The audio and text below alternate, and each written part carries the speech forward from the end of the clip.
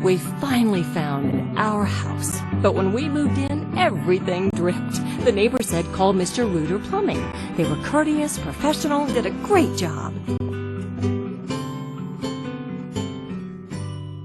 Recently on Ask the Master Auto Technician. I keep about 2 cases of it in stock. What were you saying, Anna Marie? Oh, the golf tournament. I'm supposed to say before I forget. The 13th Annual Veterans Charity Golf Tournament will be Saturday, November 14th, 2015 at Sunny Hills Golf Course. We need sponsors. We need golfers. We need you. We need you to help. Please call AmVets Post 2298 at Callaway at 784-0066. And that was my public service announcement that's not ordered by a judge. Beep, beep, beep, beep, yeah. We finally found our house, but when we moved in, everything dripped. The neighbor said call Mr. Reuter Plumbing. They were courteous, professional, did a great job. If you want the best deal in town for tires, you need to call Baytown Tires at 873-8900. Hanson and the guys at Baytown Tires take pride in serving Panama City for over 20 years. Baytown Tires on Highway 98 in St. Andrews. All service work backed by a nationwide warranty. That food store, all in a day's work. You're working hard, you got a job to do. You're on your feet, you need the right route. But it's to work for you, all in a day's work. Fitting you right is what we do. That food store, all in a day's work. Part of what I'd like to let you know is what we do and how we work our system. Basically, we've got about 700 stocking dealers scattered around the 15 counties here in the Big Bend area of the state. I run a fleet of trucks, vans, and what we call hotshot vehicles to deliver to our dealers quickly so they can help service you as fast and efficiently as they can. Provide timely and efficient service, and we're there to take care of our dealers who in turn can take care of their customers. Thank you. You're tuned in to Ask the Master Auto Technician. Car questions? Get answers right now. Call 850-763-0555. James Auto Center, we fix it right, guaranteed. Beep, beep, beep, beep, yeah. Welcome back to Ask the Master Auto Technician. We've got this is a different show we're doing right now. We're interviewing Ben. Ben, can you tell me a little bit more about you? This is for the marijuana initiative that I understand. I'm not quite sure what it's about, but it's about legalizing medical marijuana, I believe, in the state of Florida. I know that it was up last election and it was defeated by 2 points, I believe, 58%. Or can you give us more information about what you are trying to do, Ben? Yeah, what we're basically trying to do is let the sick and suffering patients of the state of Florida follow the orders of their doctors, and if that order includes using medical marijuana, be allowed to do so without having to fear arrest. And yeah, we were on the ballot in 2014 as Amendment 2. We got 58% of the vote, but in Florida, to pass a constitutional amendment, you need to get 60. So we fell just short, and so we're going back on the 2016 ballot. Well, the question I ask, how come the legislators not handling this? I mean, this is how the others, if I'm not mistaken, Colorado, Washington State, all the others, they've had the legislator handle it, and instead of having a voting issue, why are they not doing it? Is it just they don't want to? They're afraid they're going to, Big Pharma won't let them do it, or? Well, it's a great question, and one that I don't have the answer to. I mean, I expected that after we got 58% and such an overwhelming majority of Floridians voted yes for medical marijuana, that they might do something. They in fact did not. But listen, that is the way it's been in a lot of other states. More than half the states that have medical marijuana laws on the books have passed it through voter referendum because this is an issue that, for whatever reason, politicians are scared of, but voters are not. Yeah, one thing I have seen, and I've posted on my Facebook wall, where people have been cured. I'm not talking about maintain, a condition, but cured from cancer. And I have people out there saying, "Oh, it can't be. That didn't. No such thing. There's no cure for cancer." But when you see pictures, MRIs of children that have brain cancer, and then you see then you watch the progress of these same MRIs over a 3-month period as it goes away, you kind of go, someone's not telling the truth out there. I mean, that's my opinion. What are you seeing from? Because I've seen personal experiences from people that have gone on cannabis oil that were in hospice care, that were dying, slowly circling the drain, that after 3 to 4 months have been taken off hospice, and they're now I mean, they're not running around doing marathons, but they're at least getting around, and they're not in pain. And you know, they're off of it now. I mean, it's not they don't have to. The problem has gone away. What are y'all seeing as far as the people? You know, is y'all seeing anything like that, or is it just me that sees it? Yeah, I mean, we've definitely heard and seen stories like that, and you know, I'm not going to be here on your show today and say marijuana cures cancer, but it's hard to do because that. I don't think anybody knows that. But what we do know is marijuana can help people who are sick and suffering, and whether that's helping alleviating their pain or their anxiety or helping them sleep or eat. Or for some folks, ascribing something larger to it. But we know that marijuana helps people, and that it, in the grand scheme of the pharmacopoeia, it is not a particularly dangerous substance, and that if we let our doctors prescribe OxyContin and Percocet and Xanax and all these horrible addictive narcotics, why won't we just let them recommend marijuana, which we know helps people and we know is not particularly dangerous or addictive. And I was Rick Simpson. There's a video out on there about Rick Simpson, and I saw that yesterday for the first time. I know it's been out for a while, I think since 2007, 2008, and it's amazing, what they've done by taking it, and they were able to take something that you can grow in your backyard that didn't require a lot of money, and they were able to turn it into oil. We're not talking about something you can smoke, because marijuana, if I understand, cannabis works most effectively, not smoked, but it's the oil. That's made, this derivative that comes from it, the whole plant oil, and it's a CBD, not so much the THC. And I know in Florida we have Charlotte's Law or Charlotte's Web Law or whatever, but still it's not being dispensed, even though the legislature have passed that. And that's what I'm sitting there going, why are they dragging their feet with children and people, needing this agreement? I mean, this drug. What are I don't understand this. Is there any reason? I don't understand it either. I mean, listen, you look at our Florida legislature, and there's a lot not to understand, right? They passed this law 2 years ago. They still haven't implemented. They didn't pass a broader law after the constitutional amendment received 58%. They didn't pass a budget. They admitted to the Florida Supreme Court that they violated the Constitution in crafting congressional districts, and Senate districts. I mean, they didn't expand Medicare. They didn't deal with hospital funding. I mean, this is a legislature that seems pretty incapable of dealing with even the most basic responsibilities. So it's not just it's not just marijuana. Well, that's a good point. I didn't think about that, but it does seem that we have we have the governor is Republican, the Senate is Republican, and the legislature is Republican. And why they can't get something passed, I just don't understand. Anyway, we're not here to talk about that so much. But now on medical marijuana, I know that how many states are there that have legalized some form of medical marijuana or use of marijuana? Is there 26? Depending on how you count it, right. It's 23 or 25. 23 or 25, somewhere in that area, almost half the number of states. Right. I don't consider Florida as a state with medical marijuana. There's a few states that have passed these CBD laws.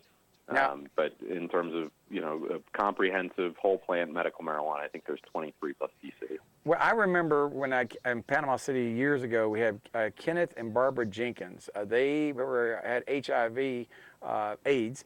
Got it from a blood transfusion. It was a married couple, and they were growing marijuana to treat their sickness. To give them something to eat. And they got busted, and they went to court. And the judge ended up saying, hey, there's a problem here. And he sentenced them to take care of each other till they died. They were dying. And, and I'm sitting here going, it's hard to believe that we got such an authoritarian government that will not allow adults, and we're not talking about children, we're talking about adults, to grow something in their backyard to take care of themselves. Because back in 1935 or 36, it was sold in pharmacies until that time, and it was common. You could go into a pharmacy. You could even go into, I want to say, into not a Walmart, but Western Auto back then, and buy that, or order it through Sears magazine. But by 1936, it became illegal with the marijuana tax law.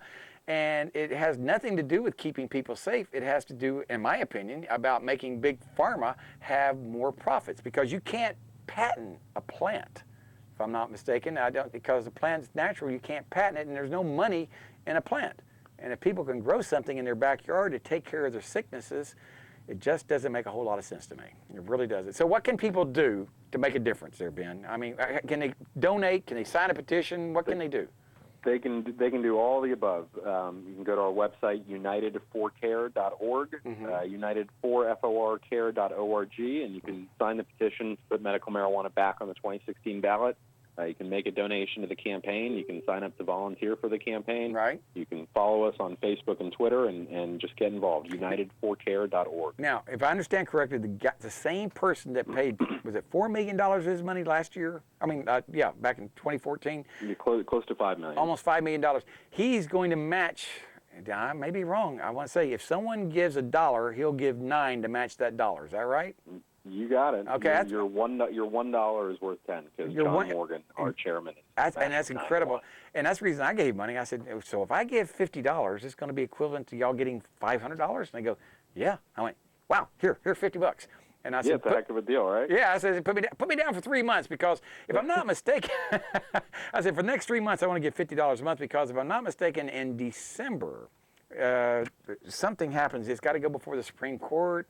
Or there's 5, if I'm not mistaken, there's 5 marijuana issues that they're trying to put on the ballot, and I may be wrong because I'm the treasurer of the Libertarian Party, and I remember them saying there's 5 initiatives.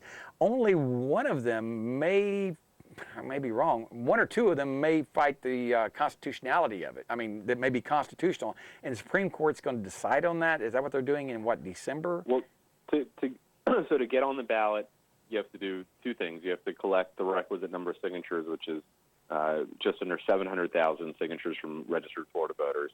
And the Florida Supreme Court has to judge whether your constitutional amendment meets constitutional muster. And so we are going before the Supreme Court December 8th.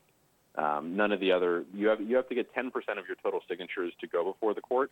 So none of the other marijuana initiatives are anywhere near there. Okay. So we're the only ones going before the court. Okay, that's what I was curious about because I knew there was 5 initiatives out there floating around, and some of them said that won't hold muster, some will, some won't. I'm going, oh boy, it makes my head want to explode. I have no idea. I mean, it's kind of neither here nor there because none of them have collected nearly enough signatures to even get the Supreme Court to look at them, much less to actually collect the full amount of signatures. Now y'all got over 10% of them. How many signatures do you have? Well, hang on to that thought. We're going to have to go to a break real quick. Sure. And we're going to go to a break, and then when we get back, I want you to tell me where you're at in this because you got to go to the court on December 8th is what you're saying, and the Supreme Court's got to say, is this a constitutional law like they did last time? Because I remember Pam Bondi was all up in arms about it, saying, oh, it's misleading, and then you had the people that got on there and the Florida Sheriff's Association said, oh, bad, and I'm going, So we're going to talk a little bit about that, and maybe an informed voter will pass something that will help out especially older citizens that need this. Hey, this is James Morris along with Ben from United We Care,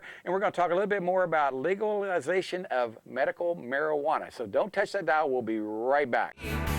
James Auto Center, we fix it right, guaranteed. Beep, beep, beep, beep, yeah. We finally found our house, and we really love it. But when we moved in, everything dripped and dripped and dripped.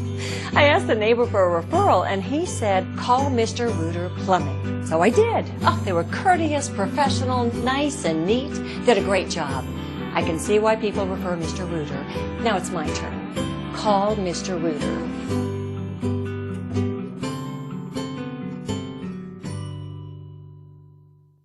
Recently on Ask the Master Auto Technician. I keep about 2 cases of it in stock. What were you saying, Anna Marie? The golf tournament. I'm supposed to say before I forget. The 13th Annual Veterans Charity Golf Tournament will be Saturday, November 14th, 2015 at Sunny Hills Golf Course. We need sponsors. We need golfers. We need you. We need you to help. Please call AmVets Post 2298 at Callaway at 784-0066. And that was my public service announcement that's not ordered by a judge. Beep, beep, beep, beep, yeah. Scout is going through a stage. She loves to flush her toys down the toilet. So when the toilet backed up, my mom said, call Mr. Reuter Plumbing. They were courteous and professional and did a great job.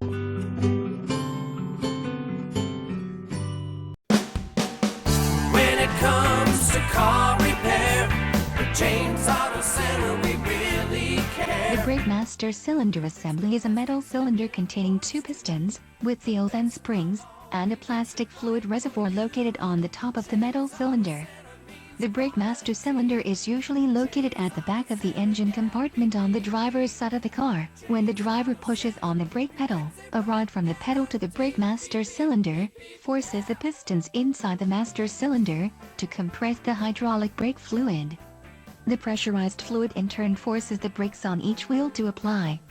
Leaking seals inside the brake master cylinder can result in the brake pedal moving to the floor when the brakes are applied. A small leak normally makes the brake pedal slowly drift to the floor when sitting at traffic lights with the brakes applied. A major leak will cause the pedal to move to the floor quickly, with the brakes failing to apply. Beep, beep, beep, beep, yeah! Get the good stuff.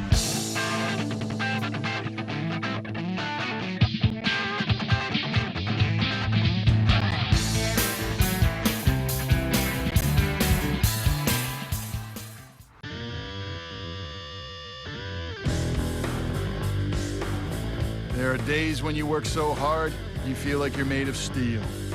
Well, you may be, but your feet aren't. That's why there's Red Wing Steel Toe work boots. Nobody looks out for you and your feet on the job like we do. Red Wing Steel Toe work boots, built to fit, built to last, since 1905. Recently on Ask the Master Auto Technician. And they don't understand what it is, and they drop it off at a shop to get it fixed, and they get it back and they still have the same problem, or at least they think they got the same problem. And how we solve that problem, or how we get to the bottom of the problem, is go for a ride with the customer first to explain the problem. You, myself, and the customer need to go for a ride to see what the customer is hearing, experiencing, because what they think is the problem and describing it to you may not be the problem. Beep, beep, beep, beep, yeah!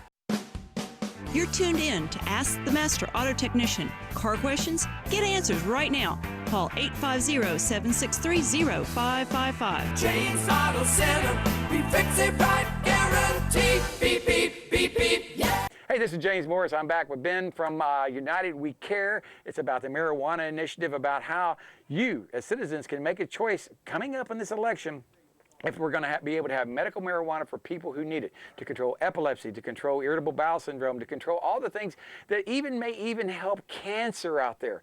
There's been a lot of reports out there that it can cure cancer. Well, you know, I'm not saying it can, and neither has Ben, but what we're saying is if there's any hope whatsoever, something that doesn't kill people, you know, such as marijuana, which doesn't have any bad drawbacks. It doesn't make you lose your hair from like chemotherapy. It doesn't kill you. It's not destroying cells in your body, but somehow renourishes the cells in your body.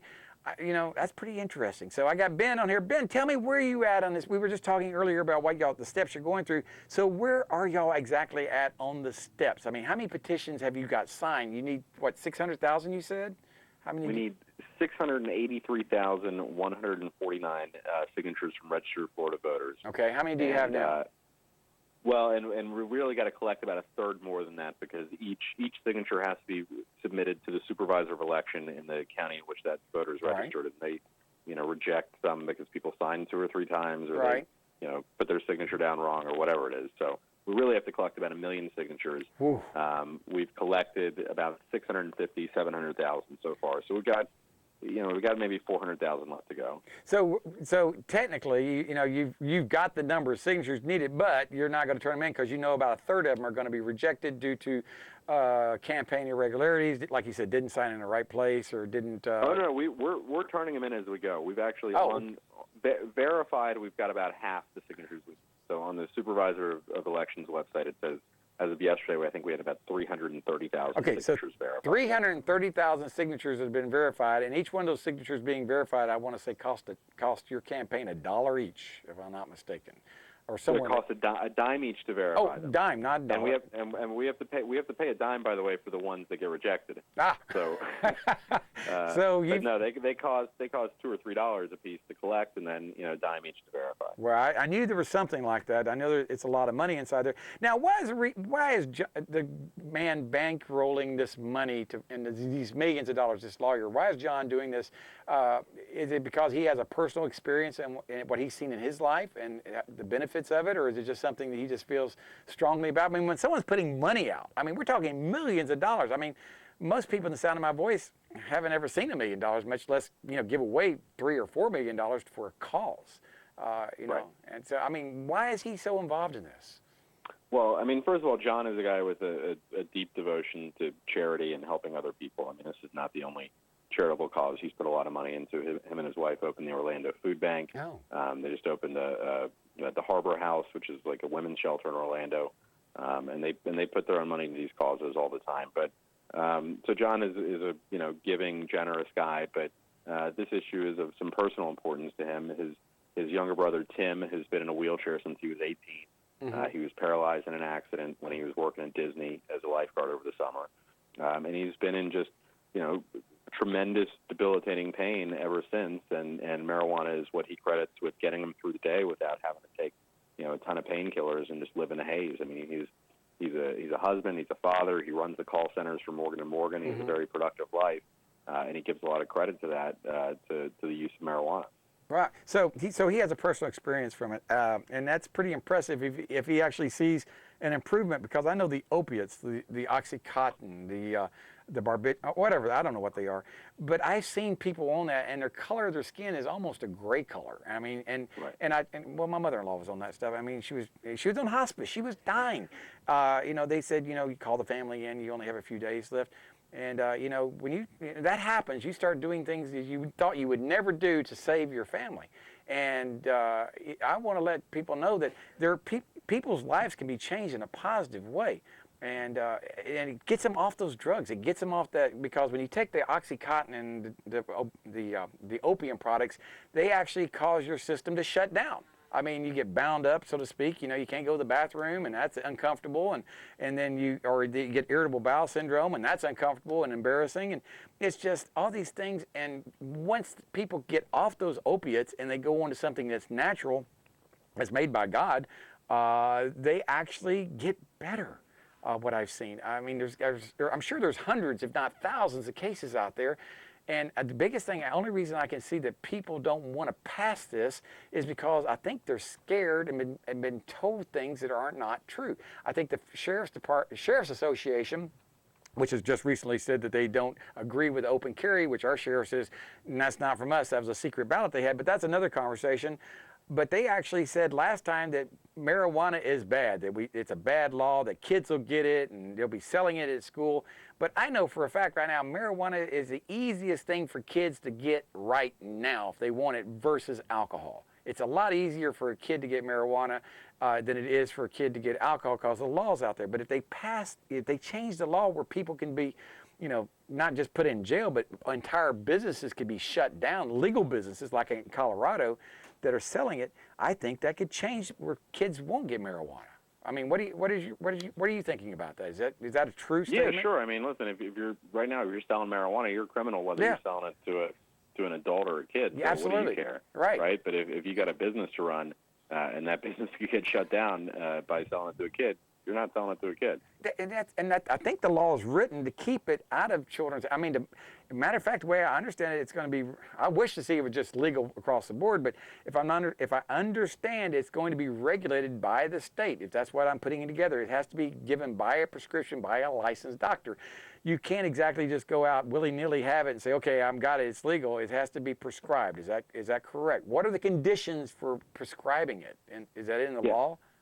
It has to be certified by a licensed board physician, and in the constitutional amendment, we list the number of diseases: AIDS, ALS, Crohn's disease, a handful of others, and then it says or other debilitating conditions of a similar kind or class, right? For which the physician believes the benefits that will outweigh the risks to the patient. So it's up to the doctor, but the disease has to be, debilitating. It can't just be, a headache or a hangover. Oh, yeah. It's got to be something serious. I know some people that had multiple sclerosis, MS. They're my age. They found out the cannabis oil actually gets them back to being a regular person. They actually have a life again. And they're having to do this illegally. They're having to do this to stay alive. I mean, they're doing it to stay alive. because they've tried the other way and they were given, you know, you have 6 months to live, you have 90 days to live, and they had no choice. And so they went, so they are in violation of the law right now, but they're having to do it underground, so to speak, just to stay alive. And they contribute their life being alive right now due to cannabis oil. And as a matter of fact, they've had, these people I'm talking about had to go to Colorado to make sure it would help them out. And when they went to Colorado, they stayed over there 6 months, got better, came back to Panama City, and they're maintaining their ability to stay alive. And it's just very, very impressive, but it's turned these people into criminals because if they get caught, they're going to go to jail. But they're not selling it, they're just trying to stay alive. And I want to encourage everyone out there to get knowledgeable, to find out about what this does. Make sure that it's not something that's, you know, some people say, well, you just want people to get high. No, this has nothing to do about people getting high. It has something to do about people staying alive and having quality of life, not just, you know, having quality, not just days alive that you're a zombie, but to actually be alive and to enjoy life and enjoy your family. And Ben, I want to thank you so much for being on here. And please, we got about 2 minutes left. Tell anything else out there that people might to change their mind if they're so dead set against it. What would be the one thing you could say to help them change their mind to, you know, to vote for this amendment? What would be the one thing? Can you think of? One thing I would ask people to consider is this. You know, we just went through this scourge of pill mills and pain pills in the state, and now closing them down, people are moving on to heroin. There was a nationwide study done that came out last year that showed in states with medical marijuana laws on the books, opiate overdose deaths, so overdoses from OxyContin or heroin, went down 25% in the same year that in states without medical marijuana laws, they went up slightly. Oh, wow. So, you know, I've always believed, even before this study came out, that medical marijuana equals people taking less pills, but that puts some proof into the pudding. So 25% less deaths. You're scared about, be less scared, because I think it's a good thing for us. Wow, so 25% less deaths. That's probably out in Colorado. They probably had 25% less deaths from opiate overdose. Is that what you're saying? Yep. Oh, wow, prescription opiate overdose. We're not talking about heroin that you get on the street corner. We're talking about what doctors give. More people have died from prescription drugs than have ever died from marijuana. Matter of fact, I think the only person I know that's died from marijuana, he was being chased by cops and he had a bale of it. When he hit the brakes, the bale of marijuana hit him in the back of the head and killed him. I think that's the only reported case that I know of where someone has died from marijuana. You know, it's still not an overdose. You know, not an overdose, but they got hit by the back of the head by a 50-pound bale of marijuana and it killed him. But I'm saying no one dies from overdosing. The only thing that you have to worry about if someone gets on marijuana, I guess, is raiding the refrigerator and eating all the Cheetos or going to sleep. But I don't see violent people. As a matter of fact, in my business, I would rather have someone, I don't want to have anyone high, but I'd rather have a pothead work for me than an alcoholic, because I've had both of them work for me. At least the pothead stays focused. He may not be real fast, but he stays focused. Well, the alcoholic, he gets violent. He gets mean. I don't like that guy. Anyway, Ben Polara, am I saying that right? Ben Polara, is that right? Yep, you got it. All right, Ben, thank you very, very much for being on here. If people want to know more about you, they can go to United We Care. Is that correct? United4care.org. United4care.org. Hey, this is James Morris. We'll be back next week. Thank you so much for watching. Bye-bye now. Recently on Ask the Master Auto Technician. I keep about 2 cases of it in stock. What were you saying, Anna Marie? Oh, the golf tournament. I'm supposed to say before I forget. The 13th Annual Veterans Charity Golf Tournament will be Saturday, November 14th, 2015 at Sunny Hills Golf Course. We need sponsors. We need golfers. We need you. We need you to help. Please call AmVets Post 2298 at Callaway at 784-0066. And that was my public service announcement that's not ordered by a judge. Beep, beep, beep, beep, yeah.